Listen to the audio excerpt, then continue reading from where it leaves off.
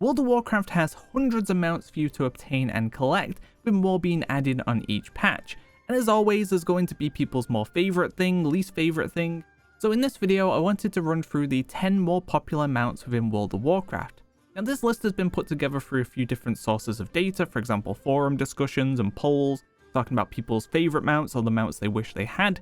We also did our own mount showdown as well, which would pit 2 mounts together to decide winners. And we use that data as well to formulate this list.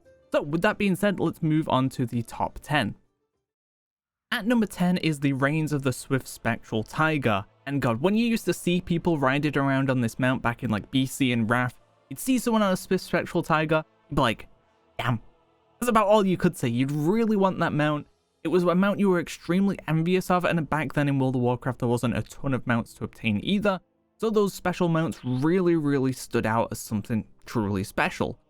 And while the mount does still hold up visually to some degree, it has fallen off quite hard in popularity. One of the main reasons for that is the way the mount is obtained. It was added to the game back in the 22nd of August 2007 to the World of Warcraft trading card game, one of the expansions of Fires of Outland. It was a rare card you could pull from opening packs. You'd get a code, you'd type that into WoW, and you would get yourself the Spectral Tiger, the unarmored version, and the Swift Spectral Tiger as well. But that has since been discontinued, so your only methods of getting this mount now are to buy unopened packs and hope you get very lucky, or to buy it from someone who's unused their code, which will cost you about $5,000, and you've got to hope you don't get scammed as well. Or you can buy one that's not been used within the game, but that'll cost you more than a gold cap, so once again you kind of have to hope you don't get scammed once more. So getting one of these is extremely difficult, and you're going to be forking out a lot of cash or gold to get your hands on one. And that has left people kind of disgruntled.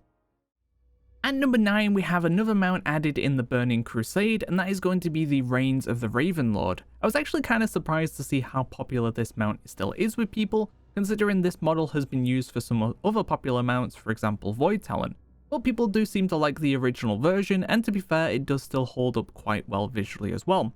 So this mount is still available in the game today. It's a low drop chance from the boss called Anzu within Heroic Sephic Halls. And that's what made it a little bit more difficult then as well, because you had to convince the druid to let you in their group for getting that chance at Anzu.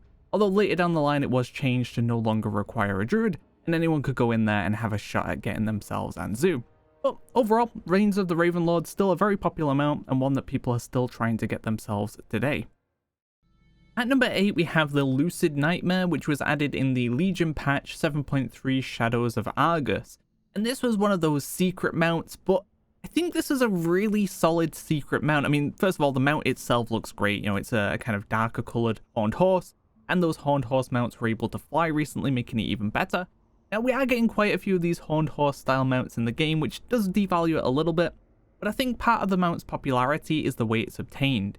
Even though it's pretty damn near impossible for someone to figure this out on their own, as a community, people came together to figure out all the various puzzles, for example the pattern puzzle in Ulduar, the Bejeweled puzzle, the leather combination, the untangling minigame, and then the Endless Halls maze, where you were pretty much on your own. No one could really help you. Sure, there was some add-ons and tips to kind of get you through the maze a little bit easier, but you were still mostly on your own, so when you finally got through that, you at least felt some kind of accomplishment from going through this long journey that took you across all different places within Azeroth to finally get yourself that mount. So I think everything involved in this mount and its visuals as well is part of what makes it so popular. At number 7, we have one of my more personal favourite mounts as well, and that is the Infinite Time Reaver. I mean, first of all, it's a really good looking dragon mount. It's a lot more unique than some of the other dragon mounts that are available in the game as well, and it's pretty rare. So those things alone make it a pretty nice mount to have, but it's also tied into the Infinite Dragonflight, and stuff around that I'm generally more interested in as well. I just like the concept of these people, this like corrupt dragonflight that's trying to alter the flow of time in the way that they think things should be. So stuff related to that, I'm always a little bit more down for as well. In terms of this mount itself, it was introduced in Warlords of Draenor when they added more content to time walking. They introduced Cataclysm time walking, and with it they introduced the ability for the Infinite Time Reaver to drop. Any boss within time walking, it doesn't matter what expansion you're doing, and it doesn't have to be the last boss either, any boss you complete within a time walking dungeon has roughly between a 1 in 2,000 and a 1 in 4,000 chance of dropping the mount.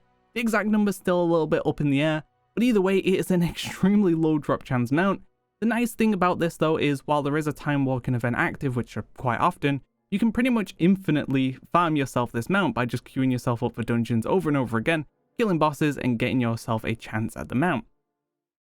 Moving on to number 6 now, and we had the Reigns of the Swift Zillion Tiger. And this is a mount that still pops and stands out from all the other saber mounts in the game. It doesn't just feel like another saber mount, even though there's a ton of them. It's still a mount where when you see someone riding a Swift Zillion Tiger, you kind of like stop, have a little look at them, maybe you click on them, inspect them. It just still has a bit of authority behind it.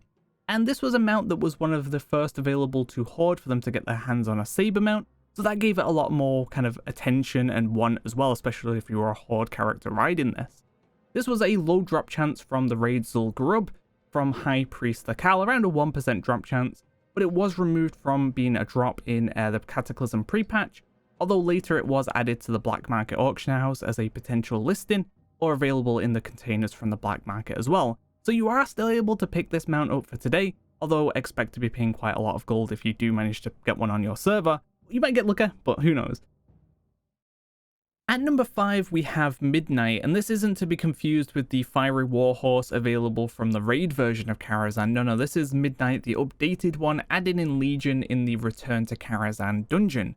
And this one I'm kind of surprised made it so far up the list, but a lot of people really like this mount, and you can't say that it's not a good looking mount, right? Like the colour scheme of it, armored undead horses, just pretty cool in general, so it is definitely a nice mount. And I think part of this mount's popularity plays into the fact that Karazhan is quite a raid that a lot of people have fond memories of. So Return to Karazhan coming back and kind of reigniting some of those memories and giving them an updated chance at that Fiery Warhorse mount.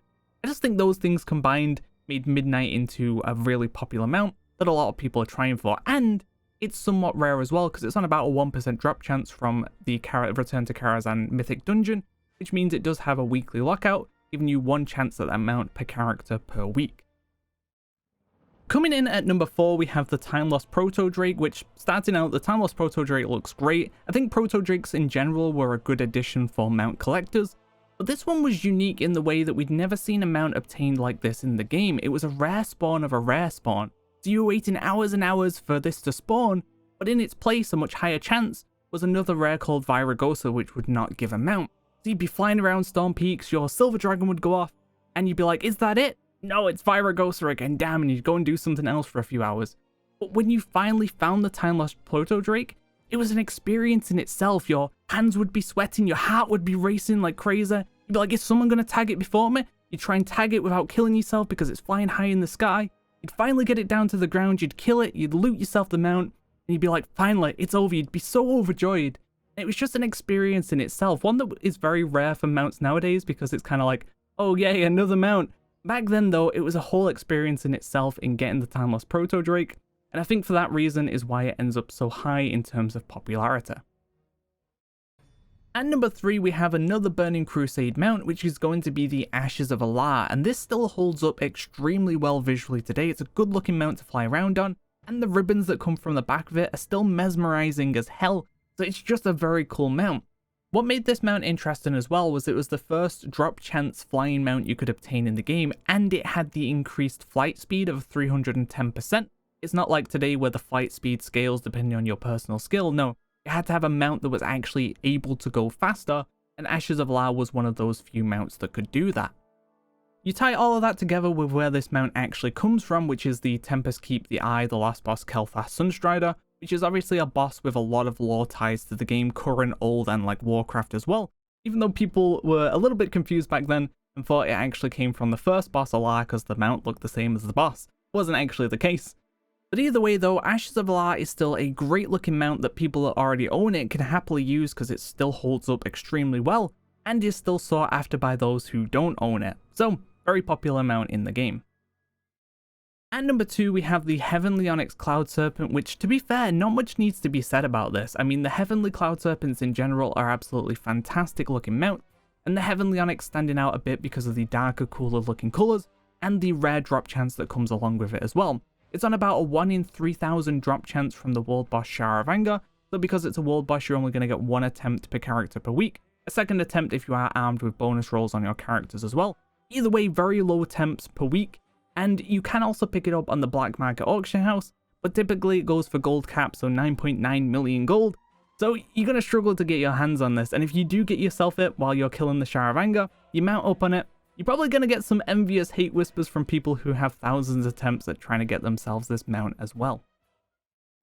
At number 1, it has to go to Invincible. There's just so much tied into this mount that just makes it such a sought after and popular mount within the game. I mean, it's tied to Arthas and the Lich King, which is a character with deep lore ties to the game, so deep that even after he's been killed, he's even making somewhat of a return in the current expansion. The music and the cinematic when you finally beat the Lich King, the memes attached to this mount, how the mount looks itself, the low drop chance, just everything combined makes Invincible such a sought after and popular mount within World of Warcraft, and one that people are going to always continue to go after regardless. So for those reasons, Invincible has to take the top spot, and there's a bit more to it as well, because for some people when Arthas and the Lich King died, you feel like an end of an era happened for World of Warcraft. So that does bring us to the end of the list. If you disagree with any of the picks, let me know what your list would be in the comments down below. And I've been on YouTube for about 10 years, maybe more now, so I feel like it's time we finally made the push for 100k subs. So if you wouldn't mind subscribing for more World of Warcraft mount related content, then make sure you do hit that sub button. Outside of that, look out for more videos coming soon. Thanks for watching guys, see ya.